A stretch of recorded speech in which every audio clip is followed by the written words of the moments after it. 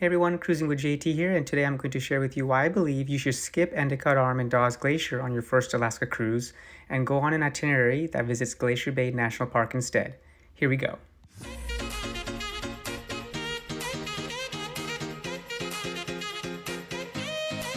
And be sure to hit that like button, everyone, and if you're not subscribed, please do subscribe to my channel and also enable those notifications. So I wanted to start off this video by sharing that I've been on 4 Dawes Glacier cruises and 3 Glacier Bay cruises. Each time during our visit to Glacier Bay we made it, but we only made it to Dawes Glacier 2 out of the 4 times. Why? The first time back in August 2019 while we were on Ovation of the Seas, it was too foggy to even enter Endicott Arm. The ship was literally at a standstill and was sounding its horn every 2 minutes as we closely approached the entrance. Once we got there, we were stopped and we waited and waited for the fog to clear up. It never did, so we had to leave. There wasn't any form of compensation or anything as part of the cruise contract. It does state that ports and locations are not guaranteed, and our voyage will be at the discretion of the captain based on weather and safety conditions. The weather was pretty bad to enter Endicott Arm, and that they did the right thing, right? So all folks were disappointed, but safety always comes first. The second time was actually last summer in July of 2022, where we actually made it into Endicott Arm on Quantum of the Seas, and the weather was beautiful. But we couldn't get to Dawes Glacier since the narrow fjord leading to the glacier had too much ice melt for the ship to enter.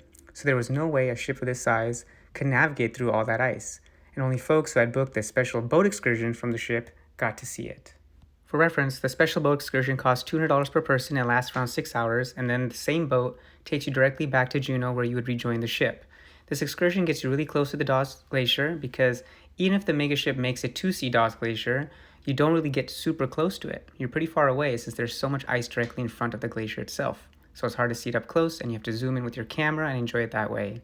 It's beautiful, but it does surprise a lot of people how far they actually are from the glacier. Many people expect that they would be much closer to Dawes Glacier, but that just isn't true. I haven't heard of any big ship getting close to Dawes Glacier as the fjord is too narrow to enter and turn around, so just keep that in mind. Your time at Endicott Arm and Dawes Glacier is also very limited, and in the times we actually made it, the 2 times out of 4, the ship only turned around once and then left. It's also an early morning visit from 5 a.m. to about 8 a.m. and that's it. Then you head straight to Juneau for the rest of the day.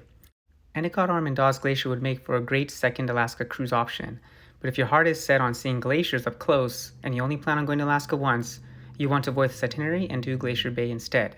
Now, with Glacier Bay National Park, not only are you going there for a longer period of time, for example, on my last cruise we entered at 8:30 a.m. and didn't leave until 2 p.m., the odds of you seeing a glacier up close increases dramatically, even multiple glaciers, as the entrance is wide open and there's more room for the ships to navigate through the national park, and there aren't any narrow fjords that, like Endicott Arm, going to Dawes Glacier. The bonus at Glacier Bay is you typically see 2-3 glaciers. In my experience there, we've seen the Lamplugh Glacier, Johns Hopkins Glacier, and Marjorie Glacier. And each time the weather has been different and beautiful. Our first visit was cloudy, but the glaciers looked amazing. The second time it was sunny and gorgeous. The third time was the last Alaska cruise on the Norwegian Encore in October 2021. It was actually snowing, and that last experience made it my favorite cruise to Alaska of all time.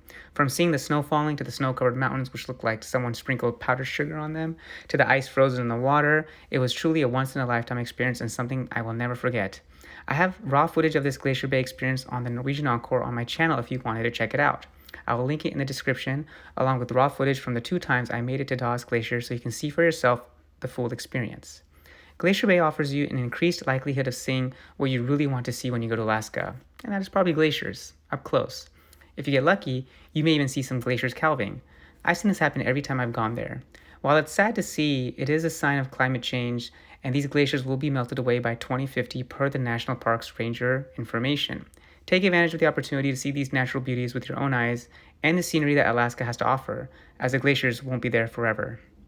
Both experiences to Alaska are wonderful, but if I had to recommend an itinerary to anyone taking their first cruise to Alaska, it would be to make sure Glacier Bay is on it. Our friends at Norwegian have a few ships that go there every Alaska cruising season, including the Bliss and the Encore. And while the Bliss only goes there at the beginning and the end of the season, the Encore goes there weekly.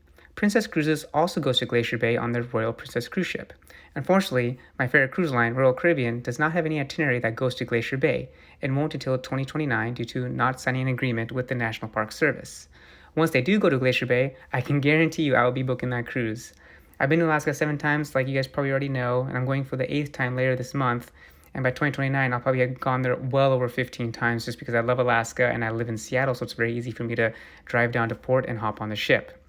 Alaska is one of the most beautiful cruise regions in the world, and you can't go wrong with any itinerary. But if you want to see glaciers, you want to go to Glacier Bay National Park, especially for your first cruise to Alaska.